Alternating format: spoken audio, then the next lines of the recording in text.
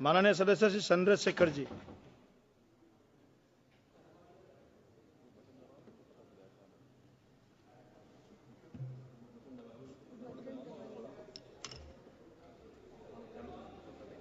धन्यवाद सभापति जी।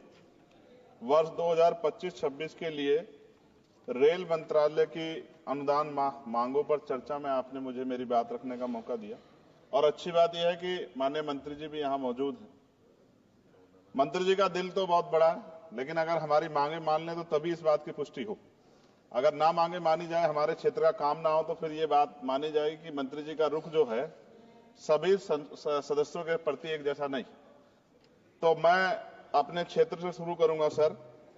Dhampur sugar mill crossing पर ओवरब्रिज का निर्माण मैंने पिछली बार भी मांग उठाई, लेकिन सर अभी तक कुछ नहीं हुआ। लोग परेशान होते हैं, डिजिटल युग है, कई कई घंटे खड़े होना पड़ता है। जलालाबाद क्रॉसिंग ओवरब्रिज के नीचे अंडरपास के निर्माण की बात मैंने पिछली बार भी उठाई, कुछ नहीं हुआ। नजीबाबाद रेलवे स्टेशन पर बेगमपुरा एक्सप्रेस ट्रेन संख्या 12238 का ठहराव सुनिश्चित किया जाए, इस पे भी कोई काम नहीं हुआ। साथ साथ सर नजीबाबाद माल गोदाम पर ओवरब्रिज का निर्माण कराया जाए और उसको प्लेटफार्म को बढ़ाया जाए, क्योंकि वो मैंने पिछली बार बताया था कि महिलाओं को प्लेटफार्म से पिछली तरफ जब ट्रेन रुकते उतरना पड़ता है, वो सुरक्षित एरिया नहीं है। उसके साथ साथ नगीना बाईपास बिजनौर फाटक पर ओवरब्रिज का निर्माण कराया जाए। धामपुर जेतरा क्रॉसिंग पर ओवरब्रिज का निर्माण कराया जाए। शेहरा से नूरपुर क्रॉसिंग पर ओवरब्रिज का निर्माण कराया जाए। हम देखिए बुलेट ट्रेन, वंदे भारत और बहुत आगे निकल चुके हैं, लेकिन अभी भी इतनी, मैंने आपको बताया कि मेरे लोकसभा क्षेत्र में इतनी जगह पर ये क्रॉसिंग जो है वो पुराने बने हुए हैं। उनकी वजह से जो है ना अंडरपास है ना ओवरब्रिज है, जिसकी वजह से काफी देर लोगों का समय नष्ट होता है। समय एक ऐसी चीज है दोबारा नहीं आता। सहसपुर रेलवे स्टेशन जगह है मेवा नवादा पर देहरादून एक्सप्रेस ट्रेन संख्या 14113 का ठहराव सुनिश्चित किया जाए, क्योंकि वहां से बहुत सारे लोग जो हैं वो यात्रा करते हैं। सहसपुर रेलवे स्टेशन पर सफदरजंग एक्सप्रेस ट्रेन संख्या 14114 का ठहराव सुनिश्चित किया जाए। नजीबाबाद से मुंबई के लिए एक ट्रेन, मैंने पिछली बार भी सर ये मांग की थी आपके सामने। साथ साथ सर रेलवे स्टेशन जो है हमारे क्षेत्र के, उनकी हालत बड़ी खराब है। एक दो पे आपने काम कराया, मगर मेरी मांग ये है कि सभी रेलवे स्टेशन कायाकल्प कराए जाए, उनमें उनका जो है जीर्णोद्धार हो, की सुंदरता वो सुंदर लगे देख के। दूसरा, रेलवे में सुरक्षा व्यवस्था, कई घटनाएं हमने देखी जहां सुरक्षा व्यवस्था पे बड़े सवाल खड़े हुए। और एक तो हमारे लोकसभा के मेंबर ही थे राजस्थान के, उन्हीं का फोन वगैरह चोरी हो गया था अभी बाड़मेर वालों का। तो मैं इसलिए आपसे कह रहा हूं कि सुरक्षा सुनिश्चित हो, क्योंकि कई बार महिलाएं अकेली भी उसमें ट्रेवल करती हैं और बहुत सारी महिला जो है एमपी हमारे यहाँ पे भी ये चीजें आती हैं, इसका ध्यान रखा जाए। एक सर बहुत इंपॉर्टेंट डिमांड है मंत्री जी, मैंने आपको पत्र भी लिखा है। रेलवे प्रशासन उत्तर मध्य रेलवे आगरा के कार्यालय सीनियर सेक्शन इंजीनियर ईदगाह द्वारा एक पत्र लिखा गया 11 तारीख को, और जो डॉक्टर बाबा साहब अम्बेडकर के समय में जो एक अम्बेडकर भवन बना था, जो निकट फाटक संख्या 75A 12 खंबा पे, उसको अतिक्रमण घोषित कर दिया गया। ये क्या मैं ये मानूं कि ये सरकार का डॉक्टर बाबा साहब अम्बेडकर के प्रति सम्मान है, प्रेम है, कि बाबा साहब अम्बेडकर के नाम पे बने भवन को अतिक्रमण घोषित करो, कह दिया 15 दिन में हटा दो।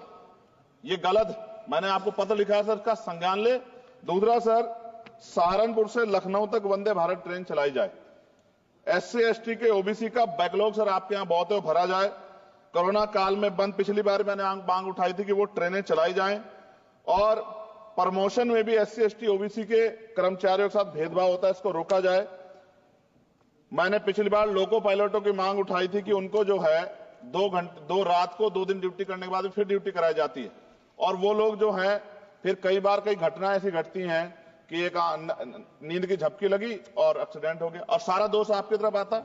तो अभी ये दिल्ली में भी एक घटना घटी और कई सारी ऐसे ट्रेन घटना घटती है, इसके लिए मैं आपको नहीं दोषी मानता, लेकिन मैं कहता हूं कर्मचारियों को उस तरह की सुविधा मिलनी चाहिए कि वो जब वो ड्यूटी करें तो अपने आप को परफेक्ट महसूस करें। लेकिन अगर ये इस पे ध्यान नहीं दिया गया तो किसी दिन कोई बहुत बड़ी घटना घटेगी, तो लोगों के जीवन की कीमत होनी चाहिए। ये इसमें रेलवे में अमीर भी सफर करता है, गरीब भी करता है, लेकिन अमीर के साथ अगर कोई हादसा होता तो वो चर्चा होती, गरीब के साथ हादसे की चर्चा नहीं होती। ये अनुभव है, हमने रेलवे में सफर किया और रेलवे में करोड़ों लोग सफर करते हैं। कई बार मैंने जो है ऐसी परिस्थितियों में सफर किया जब बहुत पुराने समय में लेकिन मैं धन्यवाद करूंगा रेलवे का कि रेलवे ने हमेशा जो है अपनी जिम्मेदारियों को समझा, चाहे सरकार किसी की भी रही हो। लेकिन मंत्री जी, आपकी कोशिशों की मैं सराहना करता हूं, लेकिन आप ये देखिए, ये पर्याप्त नहीं है कोशिशें। जब बदलाव नहीं हो रहा, लोगों को सुविधा नहीं मिल रही है, उस तरह की चीजें नहीं आ रही है, तो ये पर्याप्त नहीं है। मैं सभापति जी खत्म करूंगा। एक आउटसोर्सिंग रेलवे में बहुत हो रही है सर, और आउटसोर्सिंग की वजह से SC, ST, OBC और अब EVS, EWS के बच्चों को जो है आरक्षण का लाभ नहीं मिलता। आप चेक करा लो, करोड़ों लाखों नौकरियां होंगी उस पे, ठेकेदारी पे, आउटसोर्सिंग पे। और जब सरकार कहती है सबका साथ सबका विकास, तो आप मेरा ये सवाल है कि जब इन लाखों नौकरियों में रिजर्वेशन का पालन नहीं हो रहा, जबकि DOPT गाइडलाइन है, तो फिर मैं क्यों ना मानूं कि सरकार नहीं चाहती कि SC, ST, OBC और EWS जो हैं, जो सामान्य जाति गरीब बच्चे, उनको जो आरक्षण के लाभ से वंचित करने का काम सरकार कर रही है। ये क्या सही है? तो मंत्री जी, मैं उम्मीद करूंगा कि जब आप अपनी बात रखेंगे और जवाब देंगे, तो आप इन सवालों का भी जवाब देंगे कि इन क्षेत्रों में हमारे सर सभापति जी, मेरे क्षेत्र के लोग भी टैक्स देते हैं ना, हमारे भी हक बैठता कि सरकार के लोगों का काम होगा, सिर्फ हमारे लोगों का काम नहीं होगा जहां से हम जीत के आए। अगर उन क्षेत्रों में काम नहीं होगा तो फिर ये क्यों ना कहा जाए कि सरकार जो है भेदभाव कर रही। इसलिए मैं माननीय मंत्री से मांग करूंगा, एक मांग इन्होंने मेरी पूरी भी की थी पिछली बार, जब बेगमपुरा ट्रेन में सफाई की व्यवस्था करा के इन्होंने दी थी, मैं इसके लिए धन्यवाद करता हूं। जी समाप्त कीजिए आप। जी समाप्त कर रहा हूं।